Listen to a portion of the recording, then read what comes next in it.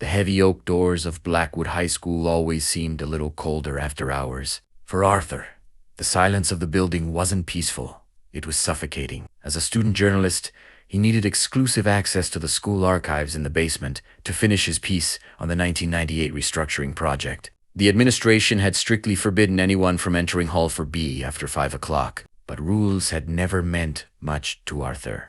He pushed open the heavy door. The rusted hinges, letting out a sharp, metallic screech that bounced off the damp concrete walls. A single overhead fluorescent tube flickered overhead, casting a harsh, sickly yellow light over the endless rows of metal filing cabinets. The air smelled of old paper, dust, and something metallic like pennies left too long in the rain. Arthur pulled his trench coat tighter around his shoulders and flicked on his flashlight. He walked down the narrow corridor, his footsteps echoing too loudly in the confined space. Every shadow cast by the towering cabinets seemed to twist into strange, unsettling shapes. He kept telling himself it was just his imagination playing tricks on him in the dark. Suddenly, a sharp metallic clatter echoed from the far end of the aisle. Arthur froze, his heart hammering against his ribs like a trapped bird. "Hello," he called out, his voice cracking slightly. "Is someone there?" Silence answered him, save for the low, rhythmic hum of the old ventilation system. He swallowed hard, taking a hesitant step forward. He rounded the corner into Section C, his flashlight beam cutting through the gloom. Standing by an open filing cabinet was Clara, one of the senior prefects, known for her strict adherence to school rules. She was holding a thick, manila folder, her face partially obscured by the shadows. "Clara." Arthur exhaled a nervous breath, letting his guard down slightly. "What are you doing down here? You scared the life out of me." Clara didn't answer immediately. She slowly turned her head toward him, her movements stiff and mechanical. In the dim light, her eyes looked wide, devoid of their usual sharp intelligence. Instead, they held a desperate, manic intensity. "You shouldn't be here, Arthur," she whispered, her voice dangerously flat. "Nobody is supposed to know about the missing logs." "What logs?" Arthur asked, taking a step back as an instinctual knot tightened in his stomach. The atmosphere in the room suddenly shifted from eerie to deeply threatening. Clara stepped out from the shadows, and Arthur noticed the small silver letter opener clutched tightly in her right hand. The blade caught the light, gleaming ominously. "The ones that prove what happened to the staff who tried to expose the board's financial corruption," Clara said, her voice dropping to a harsh whisper. "The administration protects its own, Arthur. And I protect the administration. We can't afford another scandal. The school's reputation is worth more than a curious student." Panic surged through Arthur's veins. He looked past her, toward the exit, calculating the distance. The main door was at least 30 meters away. If he ran, could he make it before she closed the heavy fire doors at the end of the hall? "Clara, put the knife down," Arthur said, holding his hands up defensively. "I didn't find anything yet. I won't say a word to anyone. Dead students don't talk, and neither do trespassing journalists."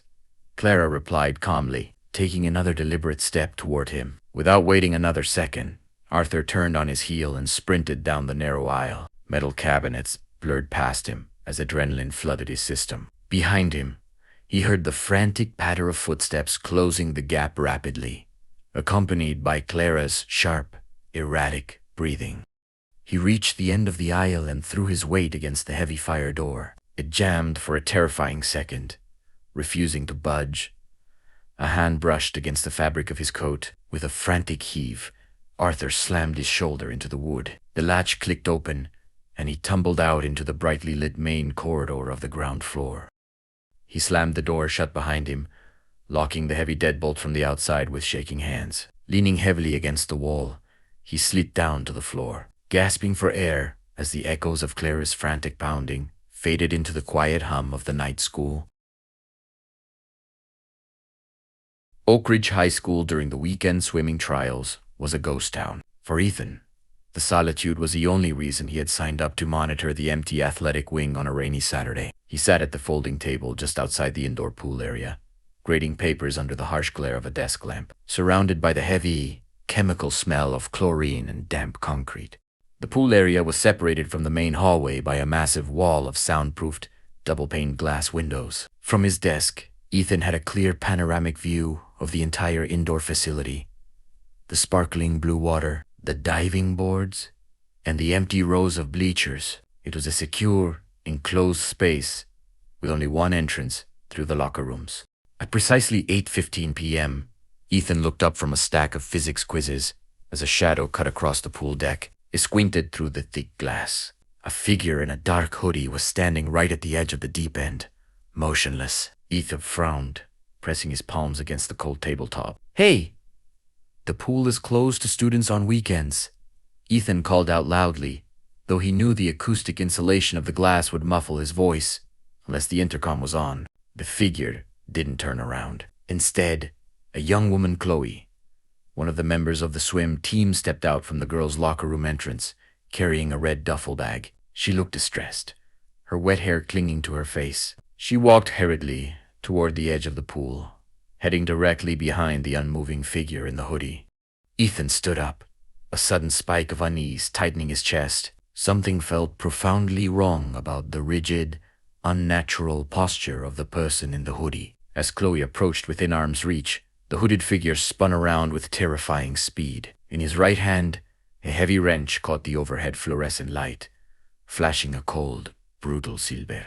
Ethan's breath hitched. He lunged toward the intercom console on the wall, hammering his fist against the broadcast button. "Chloe, look out!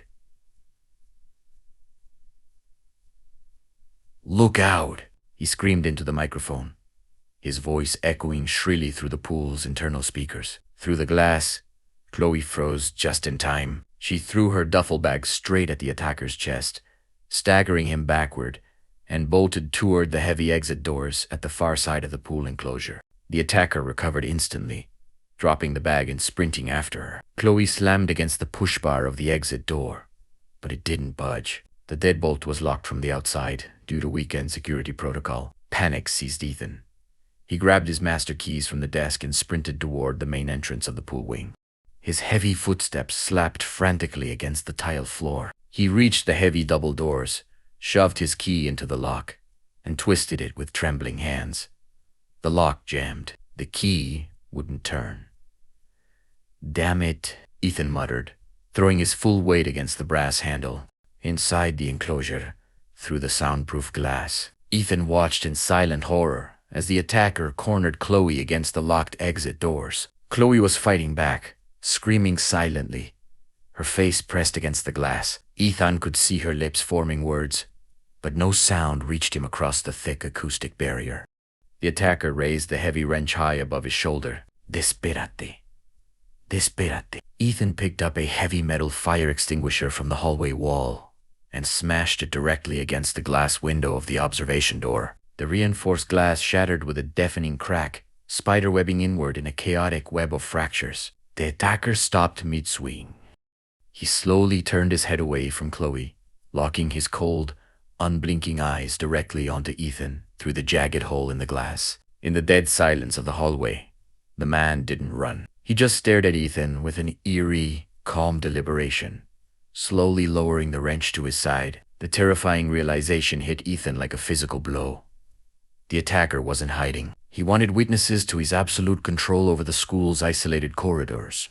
Through the shattered gap, the man spoke in a calm, chillingly conversational tone that carried clearly across the empty pool deck. "You picked the wrong door to monitor tonight, teacher.